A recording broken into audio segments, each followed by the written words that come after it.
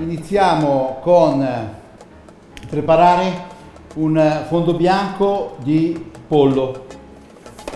Oggi ho voluto portare uno dei polli che io amo di più, che è una Valdarno. Se notate è una pelle bianca, a diversità degli altri polli che normalmente trovate in commercio dove la pelle è gialla. È la particolarità di questa razza. Lo facciamo bollire, io l'ho già eviscerato. La cosa che faccio adesso è eliminare l'eccesso di sangue che c'è all'interno. Diciamo che per fare un ottimo dégorgement la prima cosa da fare è un recipiente abbastanza grande. Quando l'acqua arriva a coprire l'animale abbassiamo un po' lo scorrere in modo che entri lentamente. Partiamo con le altre preparazioni di base. Mi sono procurato anche una casseruola dove il nostro animale ci sta perfettamente. Andiamo a sbucciare le carote e le andremo a tagliare in una mirepoix. Quindi vado a tagliare in quarti e poi in altri pezzi più piccoli. Un taglio irregolare, mediamente grande perché è intorno al centimetro e mezzo. Lo raccogliamo nella bacinella, utilizziamo un porro, anche lui lo tagliamo a pezzettoni, anche il sedano lo rifiliamo delle parti invecchiate e poi abbiamo uno scalogno e una cipolla, la cipolla e lo scalogno. Ho preparato anche delle erbe che andranno a dare aromatizzazione. Vado a recuperare una foglia di alloro che farà parte anche lei della nostra base. Come sempre prendiamo un sacchetto che normalmente è utilizzato per le spezie e andiamo a inserire le nostre erbe. Eviteremo di perdere elementi all'interno della preparazione. E quindi le presso un attimo, tiro e chiudo. Bene, detto questo, facciamo anche un controllo dalla parte anteriore per valutare bene se ci sono tracce ancora di polmoni, che sono la parte peggiore. Benissimo. Un'ultima sciacquata e il nostro prodotto è pronto. Il passaggio che facciamo adesso è eliminare i tarsi. I tarsi possono essere eliminati completamente. Elimino il portacoda e ho il mio animale pronto a cuocere. Gli diamo un minimo di legatura in modo da tenerlo in forma.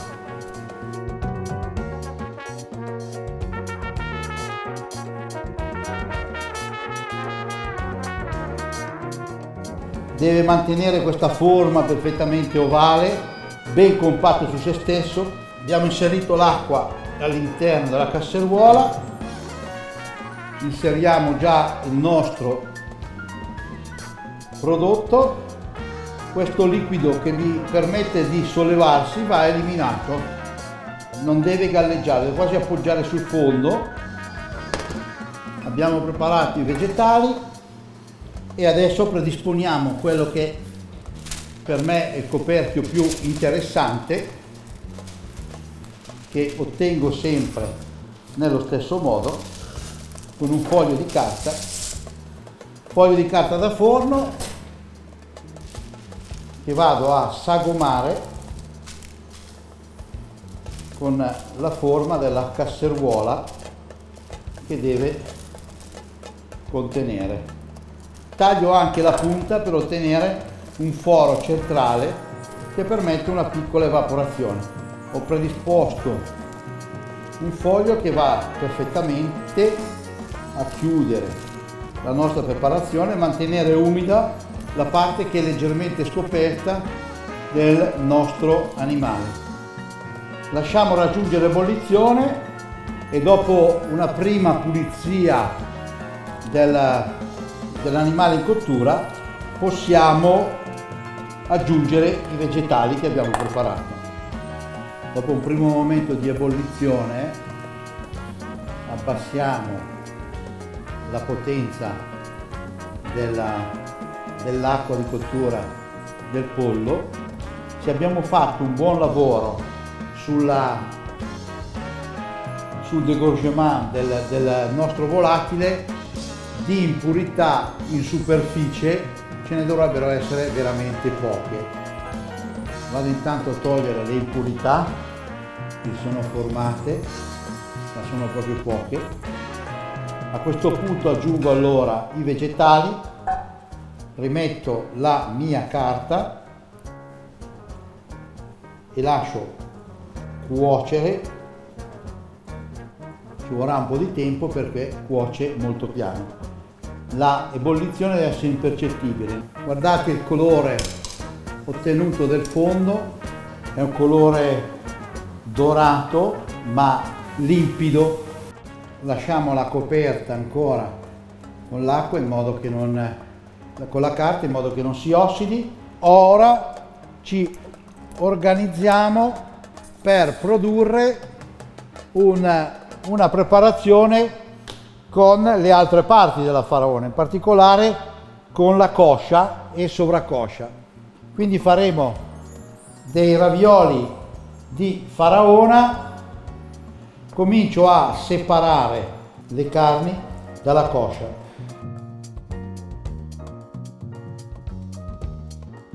E mi tengo solo la polpa. Di questa polpa elimino il grasso, in particolare quello superficiale, no? Organizziamo un trito, quindi taglio molto fine la polpa della faraona.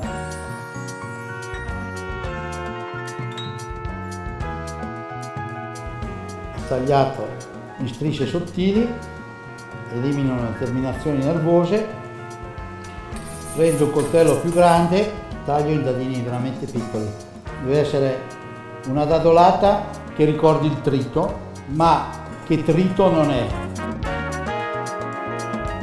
Ho messo una piccola canceruola sul fuoco e andrò a sbianchire le erbe, che sono le erbette, che andranno a far parte del ripieno.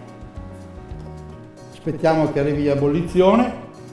Intanto sgrasso un po' col fondo bianco della gallina, li cuoceremo nel fondo di gallina. Gli altri elementi che concorrono è un burro alle erbe, del formaggio grana e dei funghi. Intanto possiamo cominciare a ragionare sui funghi. Non devono essere in eccesso, l'acqua è quasi a ebollizione e dobbiamo sbianchirle, quindi fissare la parte verde sulla superficie. Togliamo i vegetali e li facciamo asciugare strizzandoli in modo da eliminare. Tagliamo i vegetali in modo fine, raccogliamo le erbe e ci apprestiamo a cuocere la carne, e insieme alla carne andremo a cuocere anche 2 uova di quaglia. Scaldiamo il nostro contenitore. Le nostre uova devono cuocere esattamente 2 minuti.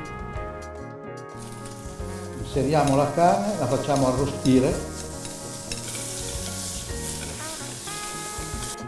Quando si preparano le uova a bazzotte vanno raffreddate in acqua calda e non in acqua fredda, perché altrimenti non si possono sgusciare. Quindi andiamo a toglierle, che sono passati 2 minuti. Recupero la carne, vado a sgusciare le uova, batto bene il guscio. Ne ho fatte cuocere 2, ma ne serve una sola. Il nostro uovo di quaglia. Ne ho fatte 2, lo conserviamo in acqua tiepida, leggermente salata. Bene, aggiungiamo i funghi al fondo in modo che ne prenda un po' il profumo. Bene, aggiungiamo le erbe al trito di carne, aggiungiamo un po' di parmigiano o grana e aggiungiamo un po' di burro d'erbe. Andiamo a mescolare il tutto, mettiamo a riposare un attimo l'impasto coperto e andiamo a predisporre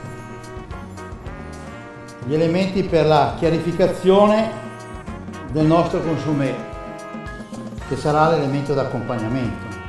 Quindi tagliamo i vegetali,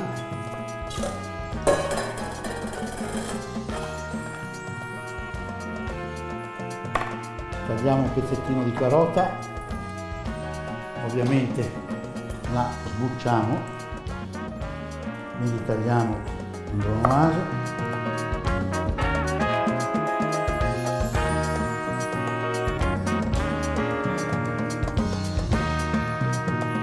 un bicchiere, le cosce della faraona, la faratura di quella che abbiamo fatto prima.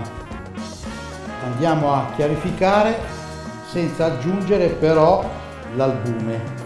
Quindi stacco le carni.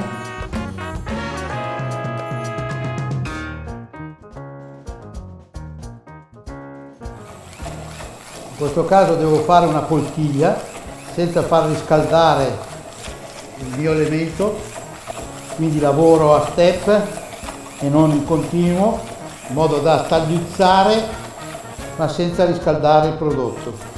E andiamo a inserire la carne insieme ai vegetali. Amalgamiamo bene e andremo a chiarificare il consommé. Aggiungiamo il fondo bianco e andiamo ad aggiungere anche il fondo con i funghi che abbiamo macerato prima. Aggiungiamo la carne e lasciamo prendere l'infusione. La carne che prima era sul fondo inizia a galleggiare e questo vuol dire che si sta svolgendo esattamente il processo. Quello che dobbiamo fare è tenere controllata la temperatura, ma deve essere un'ebollizione impercettibile. Mi sono preparato anche uno chinois con un filtro etamine. Nel frattempo però possiamo cominciare a preoccuparci per quanto riguarda la preparazione dei ravioli, del ripieno, e quindi un po' di semola rimacinata di grano duro sulla spianatoia. Ho fatto già un impasto in modo che potesse riposare bene.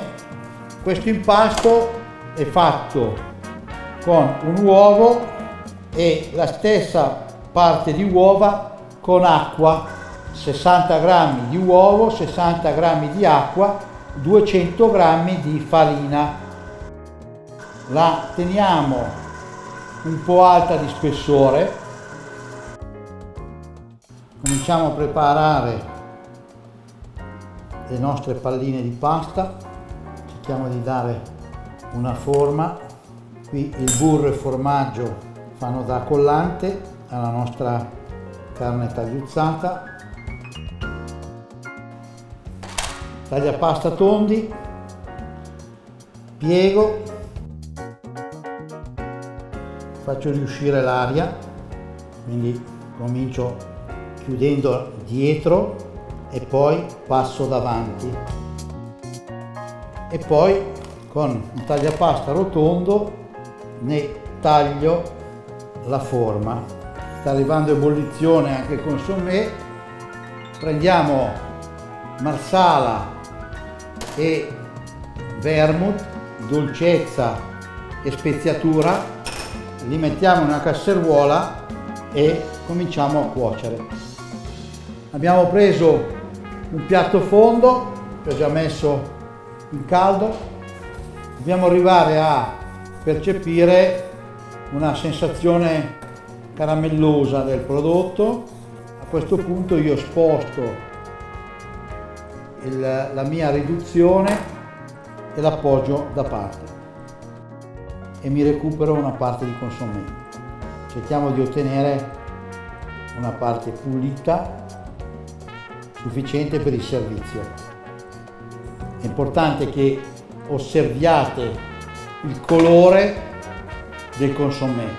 Guardate com'è limpido, quindi il nostro consommé è pronto. Questo lo lasciamo da parte un attimo e andiamo a cuocere i ravioli in un'acqua e un po' di fondo. Mettiamo un poco di sale, mettiamo in caldo anche il nostro uovo, quindi mi preparo il tagliatartufi già con la posizione della lama precisa. Andiamo a salare l'acqua e ci organizziamo per la cottura dei ravioli. Inseriamo nell'acqua, mettiamo un foglio di carta sulla nostra placchetta. Anche in questo caso, quando galleggiano troppi, se avete uno strumento come questo, vi potete permettere di mantenere la pasta sempre nel giusto livello e allo stesso tempo evaporare. Rigeneriamo il nostro consommé in modo da averlo caldo quando lo andiamo a mettere nella teiera. Togliamo i ravioli, sono belli cicciosi, no? Ma non solo, possiamo dire che si può percepire il ripieno all'interno. Il nostro consommé è caldo, lo inseriamo nella teiera, scaldiamo leggermente l'uovo senza farlo cuocere, lo facciamo solo rigenerare e andiamo a impiattare la nostra preparazione.